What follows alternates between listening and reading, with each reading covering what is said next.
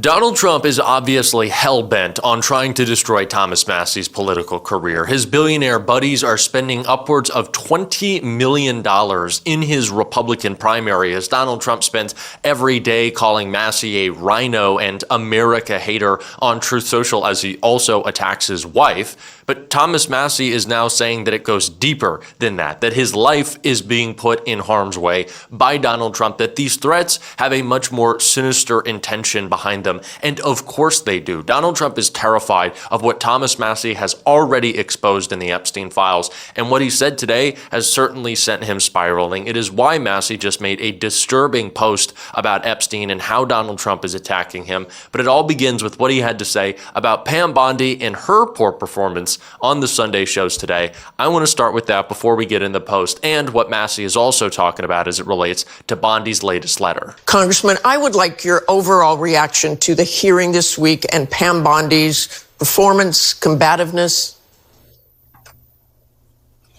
I don't think she did very well. She came with a book full of insults, one for each congressperson. She obviously had one for me. And, I've been there when Merrick Garland is there. Obviously, politically, I don't agree with him, but he performed much better in terms of at least not looking bad. And unfortunately, we didn't get the answers we wanted about the Epstein Files Transparency Act from her. Did you get any of the answers you wanted? No, but she did come off her script and engage with me about this production of documents where she admitted that 40 minutes after I pointed out to the DOJ that they had over-redacted some of the documents, they did unredact those documents. So it's clear they've made mistakes in the document production. At least she acknowledges that tacitly. And it's clear that their work is not done here yet. And I want to go to some of those unredacted files. You and Congressman Ro Khanna said names of some of the men who were redacted shouldn't have been redacted. They then sent that back to you, and two of them were not redacted. But on Friday, Deputy Attorney General Todd Blanche accused you and Congressman Khanna of unmasking those people, saying they had nothing to do with Epstein or Maxwell. They were from an FBI lineup years ago. What's your response to that? Well, 3 hours before Todd Blanche himself unredacted those names, I told him in an X post, which I know he read because he reposted it, that those may be men in a lineup. And then I went on TV and said those may be men in a lineup. And it was actually the DOJ who released those names, which is fine, but they omitted the context that I provided, which is these may be men in a lineup. Now, there were two men who needed to be named, one of whom has already resigned. The emirate, who's a sultan, resigned as a CEO of a very large company because we released his name. And there's another man, Leslie Wexner, I'll add him to the list with Jess Staley and Leon Black, who need to be investigated right now. They've appeared in these files. Leslie Wexner is the one who, Pam Bondi said, oh, he's appeared thousands of times in these documents. We're not covering up anything. But I pointed out to her, they redacted his name from the one document that says child sex trafficking co-conspirator. And my question is, who is the person at DOJ who redacted Leslie Wexner's name from a document titled Child Sex Trafficking with co-conspirator next to his name? It was a tremendous failure on the part of Pam Bondi, and I think this has been a universally mocked moment. Her screaming in such a shrill way about the Dow again and again and again, at one point saying that the Dow is at $50,000. Like, Pam Bondi doesn't know what the stock market is, and she's trying to use it as her get-out-of-jail-free card literally before Congress. I would say maybe focus on some different messaging, Pam, but it shows just how much she is an extension of Donald Trump when his messaging around the Epstein files is, well, look at the stock market, which is also going down. It seems like the AI bubble is popping right now. But for you as the Attorney General to be reiterating those talking points, of course it's ridiculous. It shows the weaponization inside of this government. And it also shows why this post from Thomas Massie makes a lot of sense, no matter how scary it is that he actually had to say it. Now, Thomas Massie is clearly talking about how he has been very public and sharing information about Epstein when he writes, "I am not suicidal. I eat healthy food. The brakes on my car and truck are in good shape. I practice good trigger discipline and never point a gun at anyone, including myself. There are no deep pools of water on my farm, and I'm a pretty good swimmer." This is just shocking that this has to be posted. The fact that Thomas Massie is trying to outwardly tell us, hey, everything's good in my life. Nothing going wrong. If there's any mysterious cause for me, I got in a car accident, or, there was some trouble on the farm, or going up. That is an insane point that we are at. That a Republican member of Congress is trying to make it abundantly clear to everyone, if there's any mysterious circumstances going on as it relates to me, you know who it is. It is Pam Bondi, it is Kash Patel, it is Todd Blanche, and it is at the instruction of Donald Trump. There have been countless reports of members of Congress saying that they voted for a Trump bill. They didn't speak out against the administration. Any sorts of falling in line comes from a place of fear for their physical safety.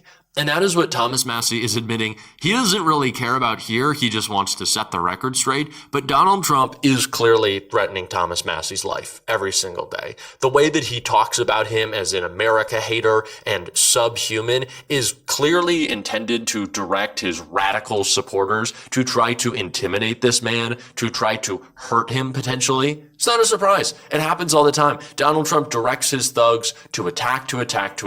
He started his administration by co-signing any political violence that you want to commit on his behalf when he led, 2,000 violent insurrectionists out to roam the streets who have already reoffended. Man, we could get into that.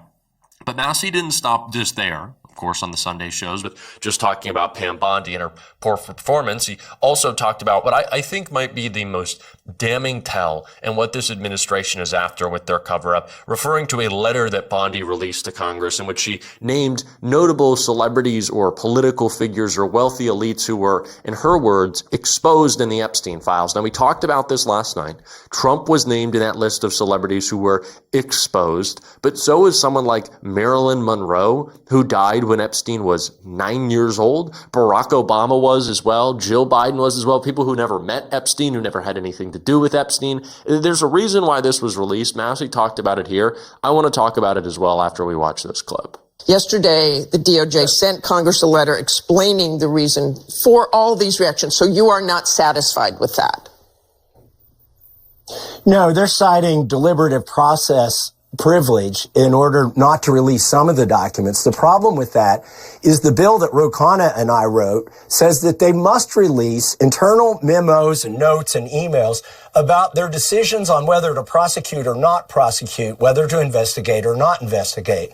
It's important they follow that, because then we could find why they didn't prosecute Leslie Wexner. What was the decision tree there? And also why in 2008 they gave Jeffrey Epstein such a light sentence. And finally, I know the DOJ wants to say they're done with this document production. The problem is they've taken down documents before we were able to go over to the DOJ and look at the unredacted versions. They took down some of the most significant documents, two of them involving Virginia Giuffre's case and other things. The picture of Epstein in a room where it's got CIA written on the boxes, that's been taken down. We want to be able to look at all these files. They can't keep those documents down after they've already produced them. I want to talk to you about one of the moments in the hearing, and that is the Attorney General would not look at the Epstein survivors behind her. Did that surprise you? I think that was kind of cold on her part. I think she was afraid to. And look, these survivors would love to have a meeting. It's not about Bill Clinton and it's not about Donald Trump. this Epstein Files Transparency Act was about getting these survivors justice. We've got some degree of transparency, but it's called the Department of Justice, not the Department of Transparency. And so what these survivors need, they need to see some of their own 302 forms, which haven't been released, and they also need to see some of the men that they've implicated prosecuted. So one, Pam Bondi is breaking the law. She has no justification for what she's doing. There is no justification for redacting or removing or trying to protect the reputations of these wealthy and powerful elites. But again, to that list that was released last night, and we talked about this, it is obvious that they are just trying to muddy the waters. They just want us confused. And you see this, and you saw it in the interview. That every single mainstream media, corporate media host has to say, well, this wealthy billionaire who spent, 19 days on Jeffrey Epstein's island denies that he had any wrongdoing and everything was fine. And, he may have said, I like the torture video, but he denies that was from his iPad or iPhone or computer or whatever. And they go out of their way. To protect the elites and say, well, they didn't do anything wrong, or we can't really know, or, maybe we got to wait till a trial, or there's not going to be one for these wealthy people. They need to be tried in the court of public opinion. And we find them incredibly fucking guilty for hanging out with a guy that they knew exactly what he was about. He was a criminal from day one. They were all well aware of it. They made plenty of jokes about it. So I'm tired of it being defended. It is nonsensical for us to allow Todd Blanche to go out there and say it's not a crime to party with Epstein, when party with Epstein meant going to the grooming and trafficking operation that was taking place at Mar-a-Lago and was rooms packed filled with 11-year-olds. It's disgusting. But they're trying to muddy the water. They're trying to tame the language. They're trying to numb us to it all. And that's what this list is about, to make us believe that there are so many people implicated that nobody was implicated, right? I always come back to the language that Donald Trump very specifically uses. It's the same for RFK Jr., and you'll really start to pick it up when you notice how these billionaires talk about Epstein. They'll say, New York's a great example. They go, well, you just bump into everyone in New York. I went to school in New York. I didn't bump into a bunch of criminals. Let's just make that very clear. So no. And they also say it about Palm Beach. Well, in Palm Beach, you just bump into everybody. Well, it seems like in every city, you bump into everybody if you're a piece of shit and a criminal, right? It seems like no matter what city you're in, you're going to bump into criminals. If you are a criminal, who's okay hanging out with criminals? So we have to stop allowing this language to be used. Certainly Thomas Massie is doing that. And he is really, in every single way, sticking his neck out. I don't need to probably say that I disagree with Thomas Massie on a lot of stuff, whatever. He's truly a commendable individual, and the bravery that he has shown is patriotic in every sense of the word. Tremendous respect for Thomas Massie. Again, we're hoping to have him on the show soon. So do stick out. Do watch out for that. Stick around for that. Sometimes it's hard to get through these words. The Dow is at 50,000. Give me a break. The Dow's not at 50,000, but it's okay. Jesus Christ, I hate Pam Bondi. But if you want to support the show, as always, you can hit that subscribe button, leave a like on this video. If you stuck around at the end, drop a blue heart in the comments. Also, we're trying to get Shift to 25,000 subscribers by the end of this weekend. So go subscribe right here or right there to Shift. Click to watch our latest video right there. Keep on fighting, y'all. Don't let them silence you. And until next time, I'll see you soon.